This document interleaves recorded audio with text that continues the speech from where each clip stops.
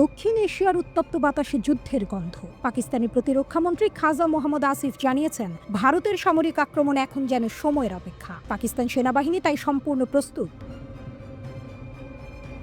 গত সপ্তাহে কাশ্মীরে পর্যটকদের ওপর ভয়াবহ হামলার পর এই উত্তেজনা আরও বেড়েছে। পাকিস্তানের রাজধানী ইসলামাবাদের রয়টার্সকে দেয়া এক সাক্ষাৎকারে খাজা আসিফ বলেন, আমরা আমাদের বাহিনীকে নতুনভাবে মোতায়েন করেছি, কারণ ভারতের হামলা এখন আসন্ন। এমন পরিস্থিতিতে কিছু কৌশলগত সিদ্ধান্ত নিতে হয়, সেই সিদ্ধান্তগুলো নেওয়া হয়েছে।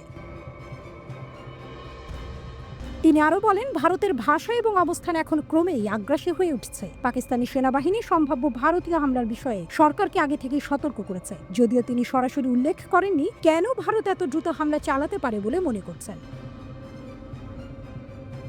22 এপ্রিলের ভয়াবহ পেহেলগাম হামলার পর বদলে গেছে পরিস্থিতি। ভারত নিয়ন্ত্রিত কাশ্মীরের পেহেলগামে বন্দুকধারীদের হামলায় 26 জন নিহত হন, যাদের বেশিরভাগই ছিলেন নিরীহ পর্যটক। নয়াদিল্লির সঙ্গে সঙ্গে এই হামলার জন্য ইসলামাবাদকে দায়ী করেন। তবে পাকিস্তান এই অভিযোগ কঠোরভাবে অস্বীকার করেছে। এই ঘটনার পর থেকেই ভারত পাকিস্তান সম্পর্ক আরও উত্তপ্ত হয়ে ওঠে। নয়াদিল্লি পাকিস্তানের সঙ্গে 65 বছরের পুরনো সিন্ধু পানি বণ্টন চুক্তি স্থগিত করার মতো কড়া পদক্ষেপ নিয়েছে। পাল্টা জবাবে ইসলামাবাদও বেশ কিছু পদক্ষেপ নিয়েছে। দুই দেশের মধ্যে এখন যেন উত্তেজনা টকবক করে ফুটছে। পেহেলগাম হামলার পর ভারত দুই সন্দেহভাজন হামলাকারীর নাম প্রকাশ করেছে, দাবি করেছে তারা পাকিস্তানি। কিন্তু ইসলামাবাদ জোর দিয়ে বলেছে তাদের কোনো সম্পৃক্ততা নেই, বরং পাকিস্তান আন্তর্জাতিক পর্যায়ে নিরপেক্ষ তদন্তের দাবি জানিয়েছে, সত্য যেন সামনে আসে। এখন পাকিস্তানের অবস্থান স্পষ্ট, সতর্ক, প্রস্তুত এবং দৃঢ়। খাজা আসিফ রয়টার্সকে বলেন, আমরা কেবল তখনই পারমাণবিক অস্ত্রের ব্যবহার বিবেচনা করব যখন আমাদের অস্তিত্বের ওপর সরাসরি হুমকি তৈরি হবে। পাকিস্তান তার শক্তি ও সামর্থ্যের ওপর সম্পূর্ণ আস্থা রাখছে। তারা জানে নিজেদের সার্বভৌমত্ব ও অস্তিত্ব রক্ষায় কোনো দ্বিধা থাকবে না।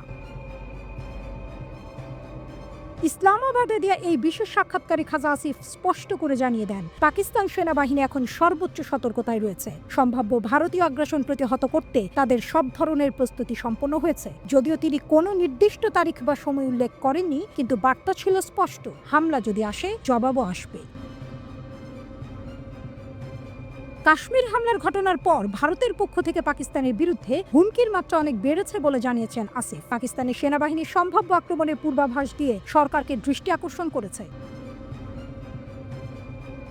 পাকিস্তান জানে তারা শুধু প্রতিরক্ষার জন্য নয়, নিজেদের অস্তিত্ব রক্ষার জন্যও লড়বে। খাজা আসিফের বক্তব্যে স্পষ্ট হয়ে ওঠে, পাকিস্তানের হাতে রয়েছে এমন শক্তি যা প্রয়োজনে পাল্টে দিতে পারে যুদ্ধের গতিপথ। তাদের পারমাণবিক শক্তি শুধু প্রদর্শনের জন্য নয়, অস্তিত্বের জন্য প্রস্তুত রাখা হয়েছে।